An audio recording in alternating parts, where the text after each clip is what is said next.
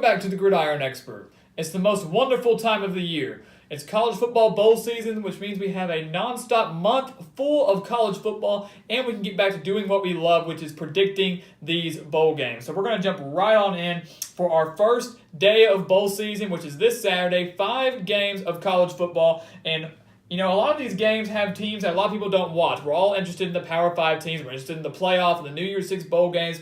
But if you're in one of those ESPN Bowl Mania groups, these are the games that's going to help you win your group, help you finish high in the rankings of that Bowl Mania group, because you've got some of these lesser-known teams that not many people watch or know about, and this is what's going to help you win those games. And these are actually some under-the-radar games that could be a lot of fun to watch. So we're going to jump right on in with Tulane versus Louisiana in the Cure Bowl. And those are down in Orlando, Florida, and this is going to be kind of an interesting game. You got 2 Louisiana schools going at it down in Florida, so they're not close to anything. You got people traveling just about the same distance here. No one's going to really have an advantage when it comes to home field. We'll jump in with Tulane briefly. The Green Wave finishing 6-6, needing a touchdown with 1:27 left in the season finale to beat a very bad Navy team. And they also went for 2 to win that game 29-28. Had they lost that game, they would not be in this position right now, would not be facing Louisiana in the AutoNation Cure Bowl. But regardless, Willie Fritz doing a great job with the Green Wave, getting them to their first bowl game since 2013, running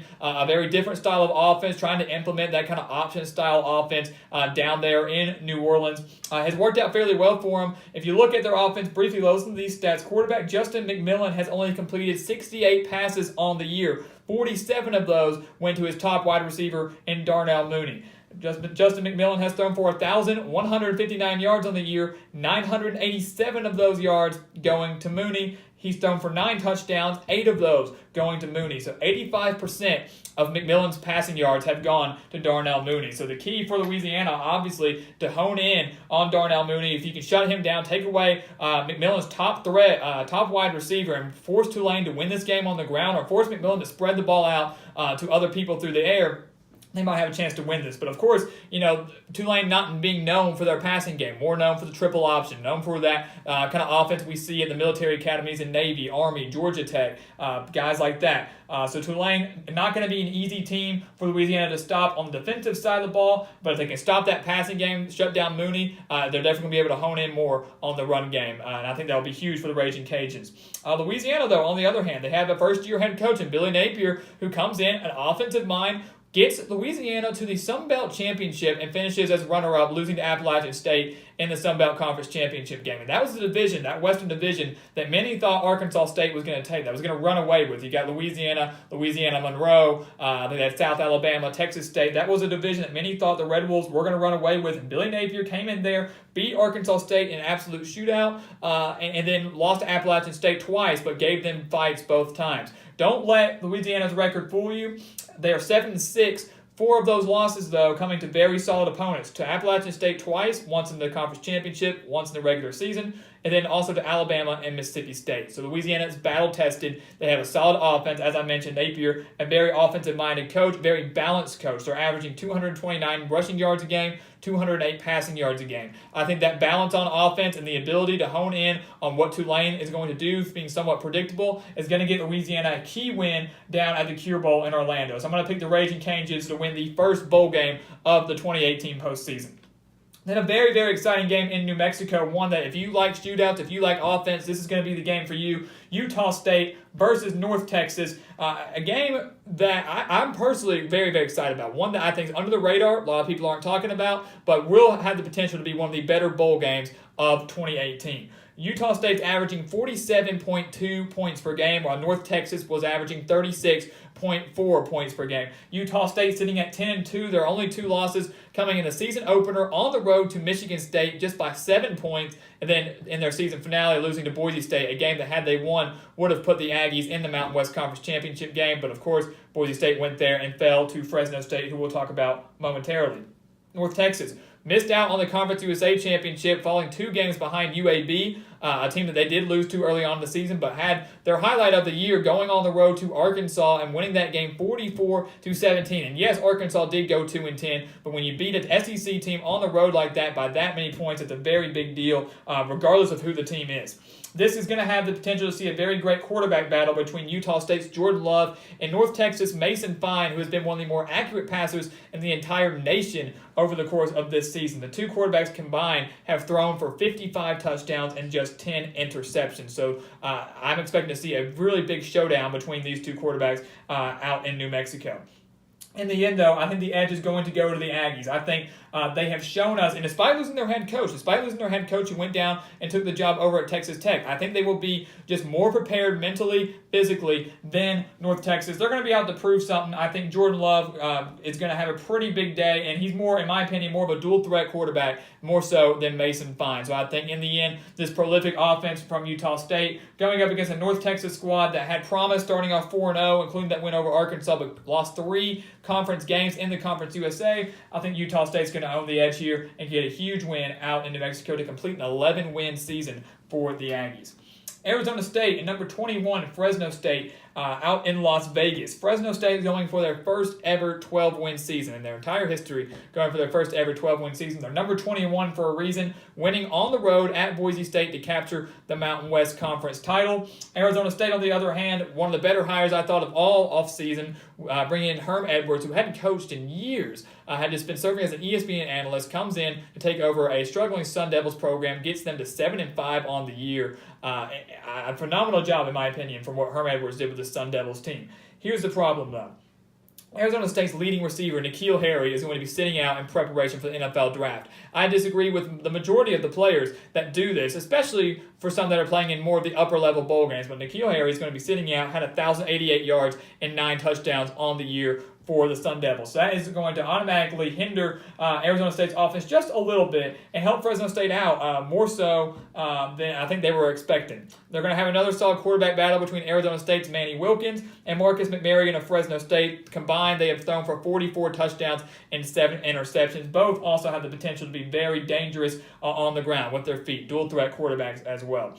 In the end, though, the key is going to come down to Fresno State's defense. With N'Keal Harry out, that helps them out even more. They've only allowed an average of 13.7 points per game. I know Manny Wilkins in his final game as a Sun Devil is going to try to do everything that he can, and Arizona State has shown that they are very capable of playing in close games. They are 4-5 in one-possession games this year, so they know what it takes to win those games. Yes, that's a losing record, but they've been in it enough that if this game gets close, they're not going to get worried. They're going to be able to keep their composure and try to win this game in the clutch. But I think in the end, Fresno State will get their first ever 12-win season. Huge strides under Jeff Tedford, what he has done transforming this Bulldogs program. But I think in the end, that Fresno State defense and a very prolific offense led by McMarrigan is going to get the job done and send Herm Edwards home with a 7-6 record in his first year with the Sun Devils.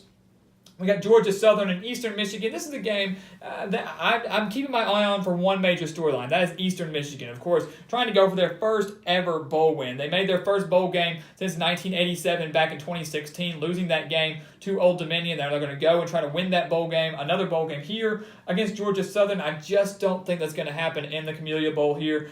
Georgia Southern and Jad Lunsford in his first year with the Eagles has done a phenomenal job. Like Tulane, like some of those other schools that we have talked about, he's bringing in that option, that very dangerous offense, one that's very difficult to stop. He got the Georgia Southern Eagles to a 9-3 record in his first full year as head coach. He did take over as interim last year. And that Georgia Southern offense powered by Shai Werts and Wesley Fields, who is also the Eagles' leading rusher and leading receiver. So Eastern Michigan knows if they can take away Wesley Fields, shut him down, and force Georgia Southern to win this game through the air. They're not known for being a passing team. As we mentioned, neither is Army, neither is Navy. Those teams are not known for being a pass-happy offense. So if they can shut down that option, they have a very solid chance of winning this game, but we know how difficult it is to shut that down for a full 4 quarters. I think Georgia Southern gets a huge win over the Eagles, completes a 10-win season. I know it's going to be very frustrating for Eastern Michigan, especially when how even these teams are. You look at the way they look on offense.